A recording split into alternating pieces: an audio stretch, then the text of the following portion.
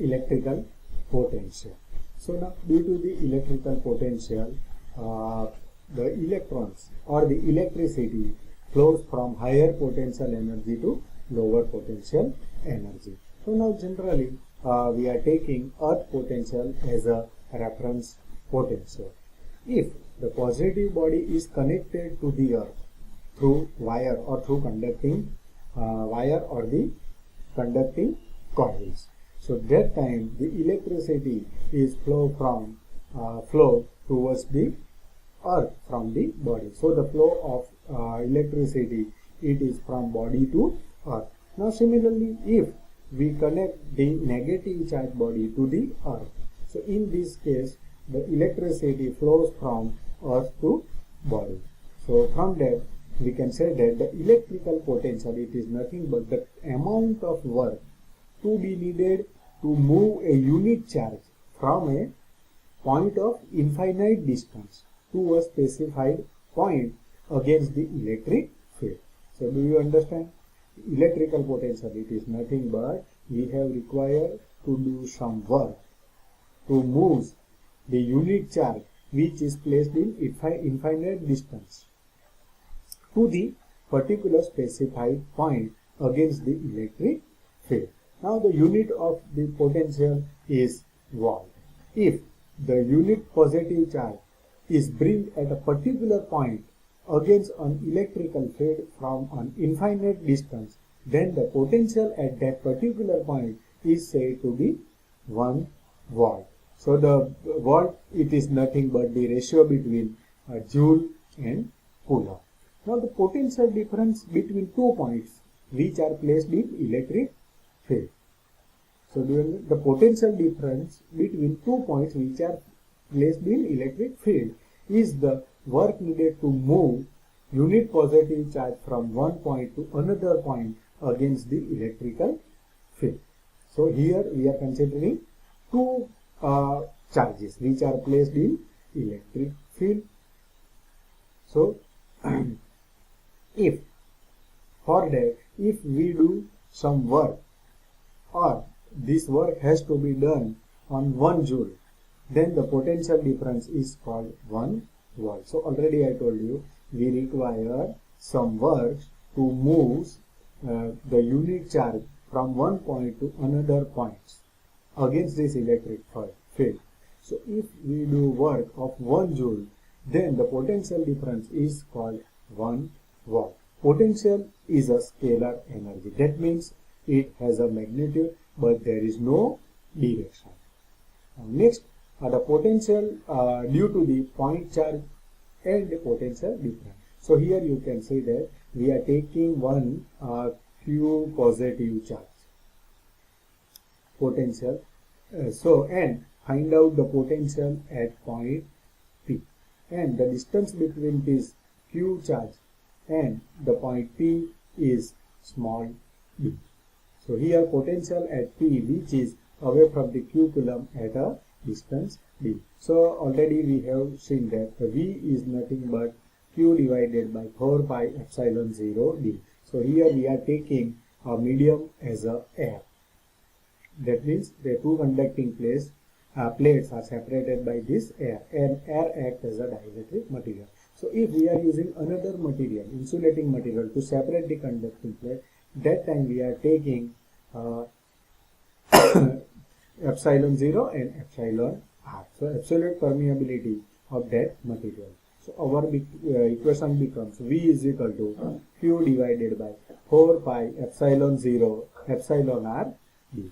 Now let me see the potential difference between 2 points A and B which are placed in electric field produced by this charge Q.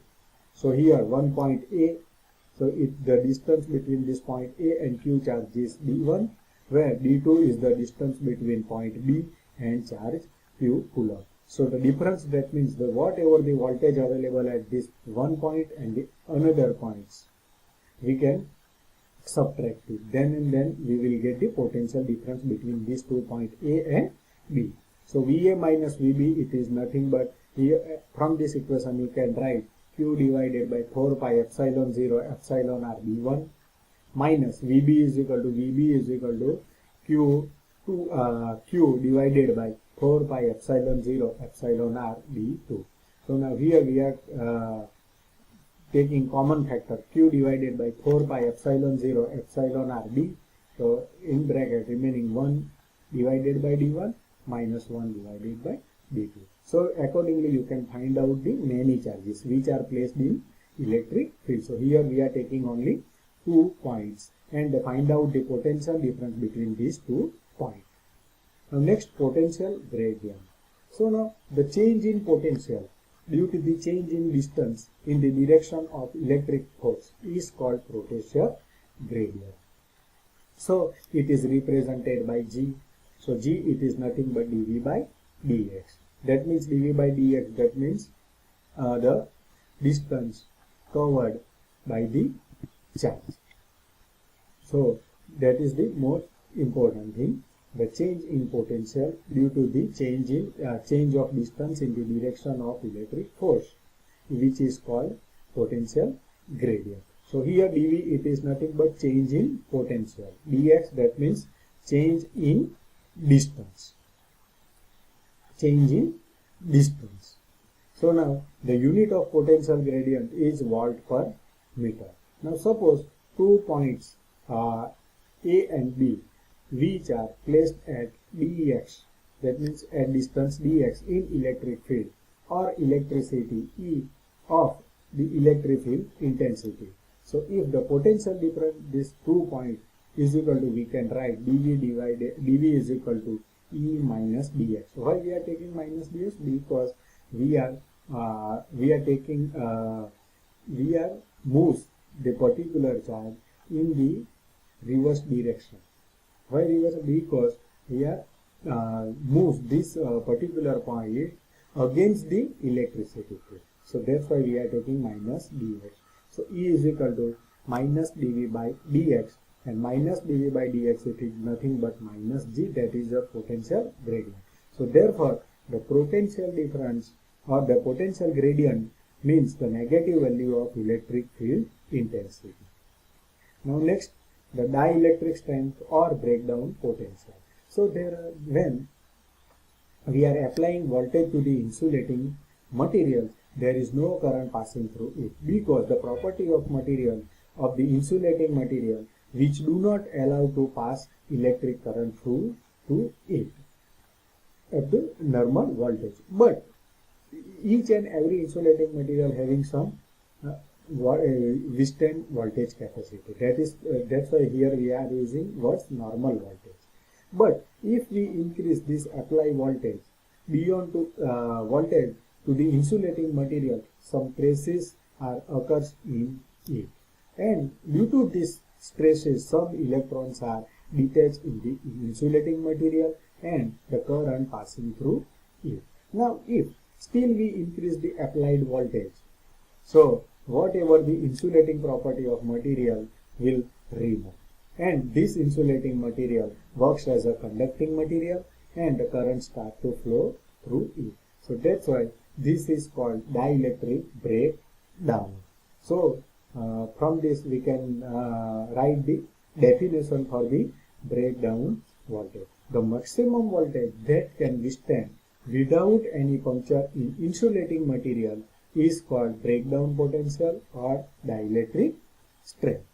And there are many insulating materials are available in the market. Each and every material having different dielectric strength. So let me take one example. Suppose the dielectric strength of any insulating material is 10 kV per mm. It is already given by the manufacturer. That means if we apply 10 kV voltage of insulating material which are having 1 mm thickness, it can withstand this voltage. But if we increase the voltage beyond this 10 kV, that time puncture will occur in the insulating material. So that is the limit of the normal voltage that we can withstand by the dielectric materials. Now the value of this breakdown voltage depends on the thickness of the insulating material, temperature, it is also most important factor, and moisture, it is also most important uh, most important factor for the effecting of dielectric material, and it is also depends on the shape. So which type shape you have to use, it is also important for the breakdown voltage.